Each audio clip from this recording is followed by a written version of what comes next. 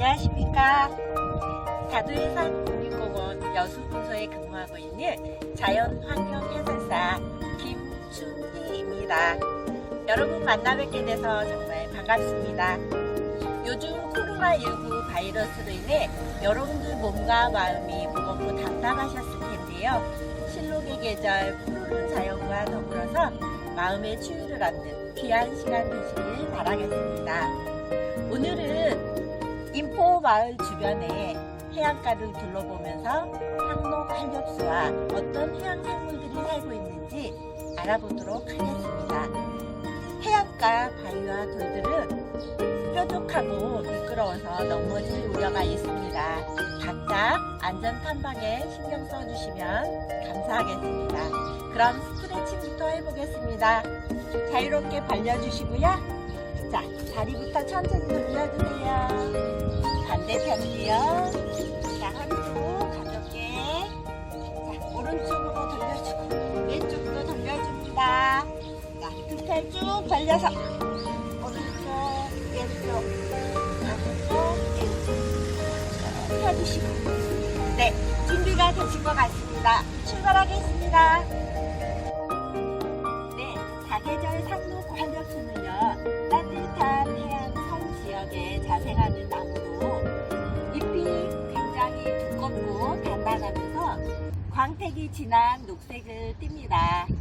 여름에 건조를 잘 이겨낼 수 있고요. 겨울에는 추위를 잘 견디는 게 특징입니다. 이곳의 대표적인 나무로는 동백나무, 돈나무가 있습니다. 이 나무들은 염분에 강해서 싱그럽게 더 잘 자라나는 것 같습니다. 그리고 현재 연녹색 푸르른 옷을 입고 우리를 편안하게 맞이하고 있네요. 정말 아름답지 않습니까? 또 이동해 보겠습니다. 여러분, 이 나무가 무슨 나무인지 아시나요?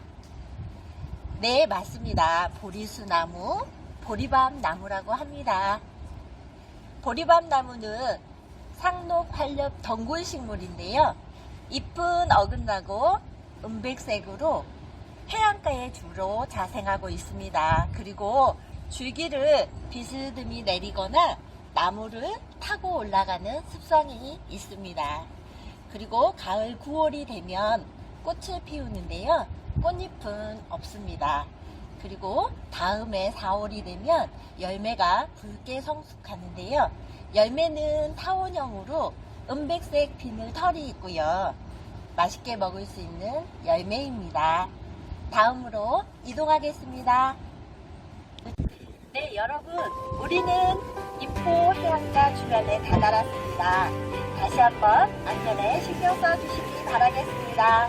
계속 이동하시죠. 우와, 바다네요. 푸른 파도가 넘실대는 끝이 없는 망망대해가 우리의 가슴을 뻥 뚫리게 해주지 않나요? 다 같이 바다의 내용을 한번 느껴보실까요?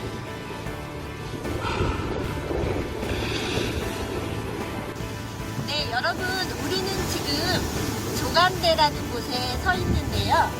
도대체 조감대는 어떤 곳을 말할까요? 네, 맞습니다.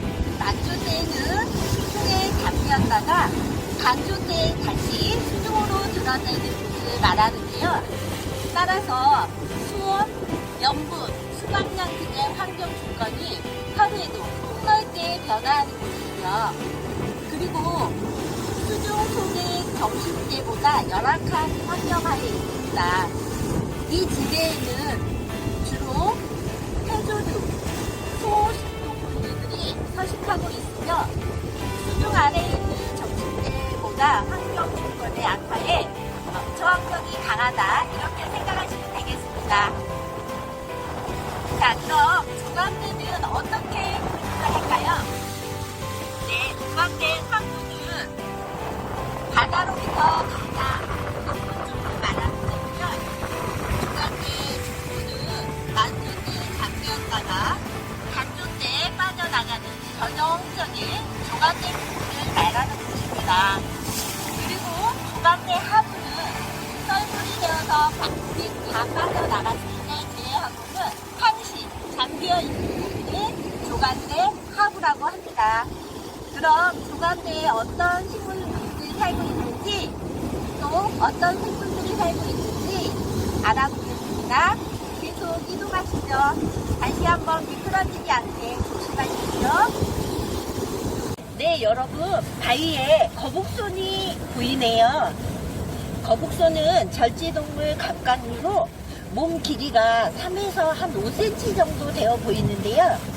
몸의 위쪽 끝은 손톱 모양이며 큰 각판을 이루고 있네요.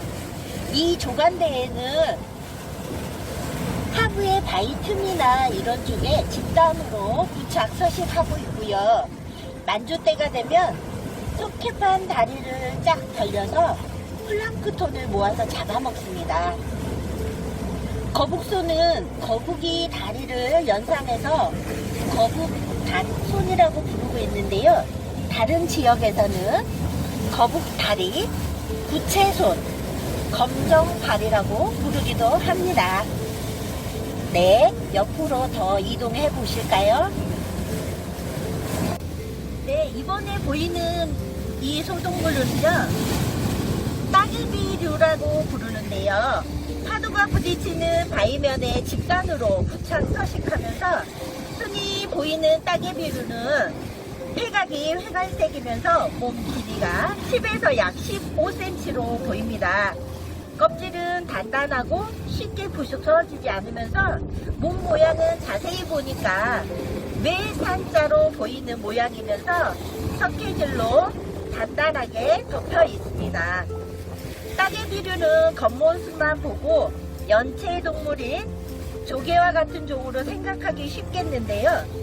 이들의 망각에는 마디가 있어서 새우와 게와 같은 절지 동물로 분류합니다.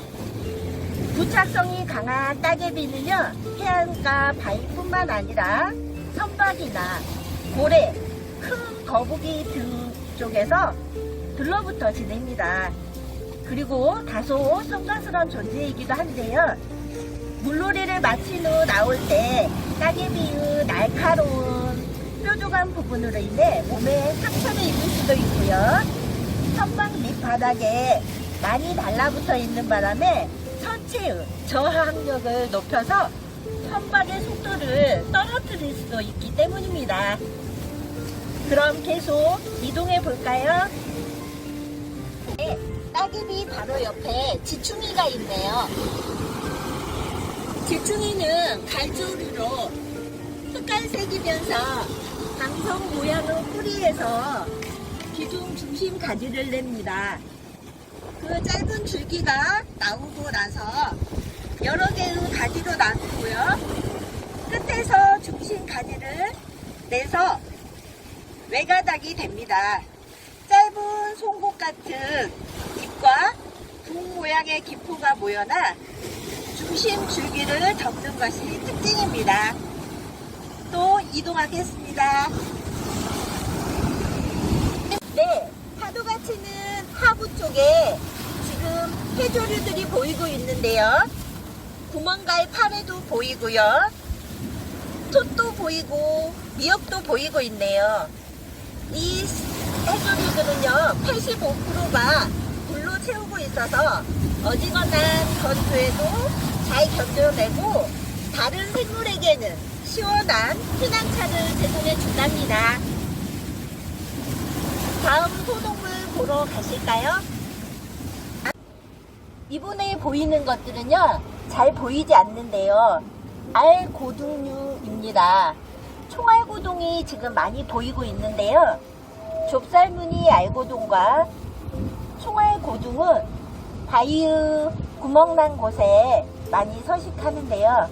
이 개체들은 수분을 많이 유지하고 있으면서 장시간 수분을 먹지 않아도 살아갈 수 있는 힘을 가진 소동물입니다. 그리고 낮에는 이렇게 바위면에 붙어 있다가 밤에는 물속에 들어가서 먹이를 구한답니다. 네, 여러분 앞에 보이는 저 섬을 보시고 어떤 동물이 생각나시나요? 네, 거북이가 생각나신다고요? 맞습니다. 거북이 목이라고 하는데요. 거북이 몸체의 머리 부분이고요. 향이랍이 있는 저 부분이 거북이의 몸체 생식기가 되겠습니다. 큰 바다 거북이가 남해 바다를 향해서 열심히 헤엄쳐가는 형상인데요. 거북이는 파충류 중 가장 오래 존재해온 동물로 우리나라에서는 장수를 뜻한답니다. 우리 모두 코로나를 잘 견뎌내고 단단하고 꾸준하게 기다려주는 거북이처럼 마음의 여유를 가지면 좋겠습니다.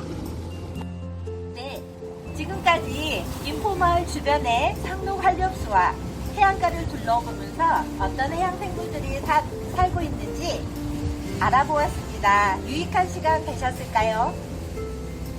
네, 우리가 알았던 부분도 있고 모르셨던 부분도 있겠는데요. 모르셨던 분들은 알고 가시는 유익한 시간 되셨길 바라고요. 자연이 우리에게 주는 편안함을 우리는 자연에게 어떻게 돌려주어야 할까요?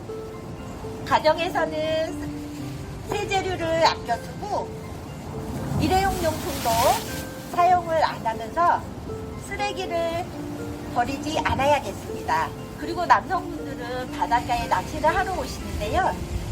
낚시용품들은 잘 챙겨가셔서 분리수거하는 습관을 들이셨으면 좋겠습니다. 오늘 저와 함께 한 시간 저는 너무 행복했고요. 우리 국립공원 직원들은 여러분들의 즐겁고 안전한 탐방을 위해서 오늘도 열심히 노력하고 있습니다. 앞으로도 더 많은 사랑과 관심 부탁드리겠고요. 건강한 모습으로 또 뵙겠습니다. 지금까지 김춘이었습니다.